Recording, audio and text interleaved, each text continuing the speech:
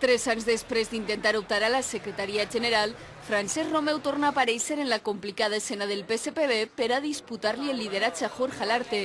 Diu Romeu que els socialistes valencians viuen una sagnia de militants i de vots per culpa de l'actual direcció del partit.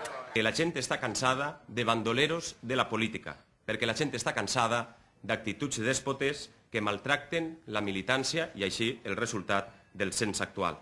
Per això assegura cal renovar el socialisme valencià. Aposta per celebrar unes primàries, exigís a l'Arte igualtat de condicions entre tots els candidats i no parla de moment de pactar amb l'altre aspirant, amb Manolo Mata. Em sent amb moltes ganes i amb molt de recolzament de companys i companyes. I jo no vull entrar a parlar de ningú pacte que no sigui el pacte amb els companys, perquè l'altre és un model del segle XX que ens ha dut permanentment a estar parlant de les persones dins del partit i acabar fent pactes de la misèria. Des d'ells, Jorge Alarte no ha contestat a aquestes crítiques, ha dit que respecta els seus contrincants i ha insistit que vol revalidar la confiança de la militància.